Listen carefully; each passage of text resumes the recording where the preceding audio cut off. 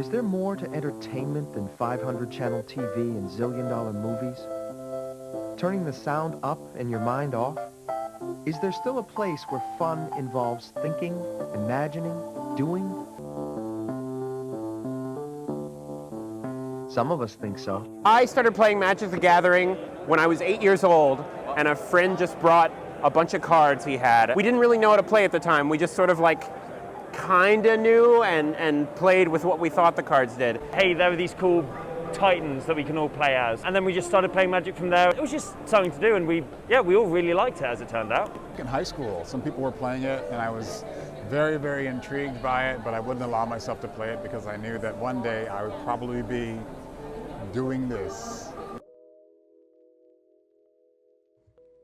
As a kid, I always felt like I was different. Many of the things I liked and sought out just weren't in line with expectations from others. This led to the feeling that I'll never make friends who could truly understand what it was like to be, well, me. Because of this, I sought out many online communities where I could share my interest in Pokemon cards. There was something about their uniformity and designs that just clicked for me. Unfortunately, I was unable to play the game with anyone, seeing as no one around me shared the same passions. These groups had a lot of overlap with other communities, one of which being Magic the Gathering. I was always interested in fantasy akin to what you would find in the works of Tolkien, World of Warcraft, and Tom and Jerry and the Lost Cauldron. You know, just to name the big three. So the game piqued my interest. I decided, why not? Let's pick up a deck builder's toolkit. Which, in typical fashion, I then brought to school with me. One of my classmates saw the same beauty in the game that I did. We began playing casually soon after that, but my spark burned deeper. I began seeking out the local community, hoping I wasn't alone like I was in the past. And lo and behold, a game store was located just 3 minutes away from my school. And that is where my true love for the game would foster. Though being much older than me, the community was incredibly welcoming and helped me understand the most important part of the game, the gathering. My experience with tournament play was never an extensive one. I go down to FNM and play some drafts on stream, but I've always leaned towards a more casual multiplayer experience, one where we can all share a laugh and express ourselves through our decks. But despite that, I went to Magiccon Birmingham in 2019 for the sake of getting some much needed side events in, and that's what I would have considered to have truly opened my eyes to just how great this game is. The big hall of people all connected under one game system, it's unlike anything else. But as soon as my desire for big Magic events ignited, so did a teeny tiny little event that you may have heard about. I don't know, I'm into pretty niche global pandemics myself. And so I had to wait until 2023 to embark on my next international Magic experience, Magiccon Barcelona.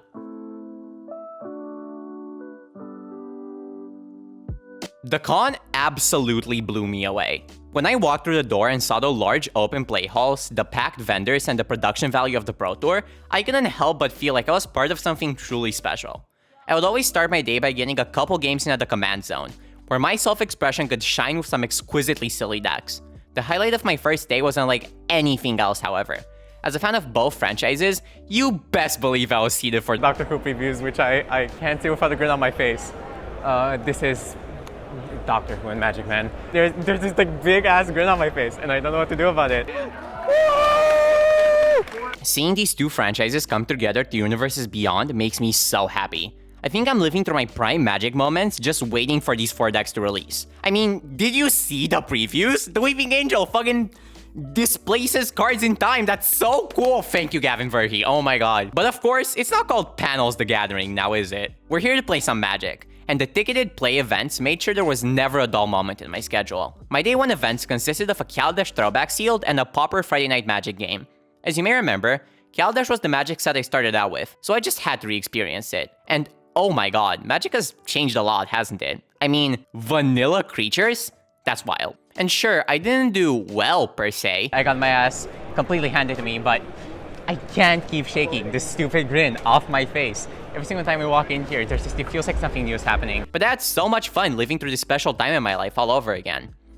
Got myself an orange slushie, going through the queue, let's get some games in. On day 2, I wanted to bling out my collection. And what better way to do that than the Artist's Alley? The outpour of love the Magic community gives to its artists that help bring our favorite game to life is nothing short of beautiful. I think that after years of playing, it can be easy to start ignoring the artwork. You become a sort of machine that puts stats first. But the Artist's Alley really helped bring back the human side of the game for me. Not to be overshadowed by consumerism, baby! I got so many cards signed. Even got a couple artist proofs too. Gaze upon the ultimate fibble tip. He may be lost, but oh lord is he snazzy. After that, I dropped by and played in Gavin's Unknown event, which was a Magic game like no other. It was a Chaos event with 2 different sets, but the real highlight here were the playtest cards.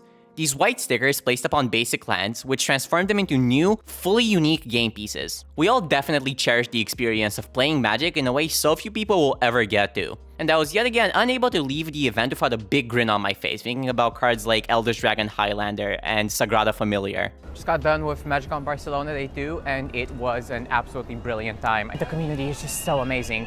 I did so much small talk day. I don't think I've ever done this much small talk in like my entire life. Day 3 was the shortest of them all. I only had 1 event planned, which gave me time to browse all the vendors. Look at that foil. To see 30 years of history displayed in front of me through cards in various printings, artworks, and conditions showcased the aspect of Magic the Gathering that so many people are enamored with, its collectability.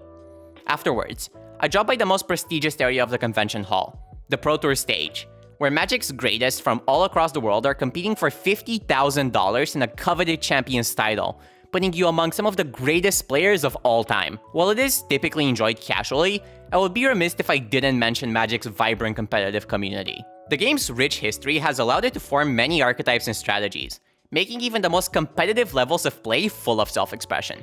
My time in Barcelona was nearly over. After one last draft, it was time to cash in my prize tickets and leave it all behind. I'm so lucky to have found something that brings me so much joy, and I don't think there was any better way to experience all my favorite aspects of the game than this convention. Being here felt like something I could have only made up in my mind as a young child. If you told me that one day, an interest such as this one would bring me here, amongst people who would understand me and my passions, I don't think I would have believed you. I'm gonna miss Magiccon, but I can't wait to bring all my newfound appreciation of the greatest game ever made back home. The sushi kind of sucks though.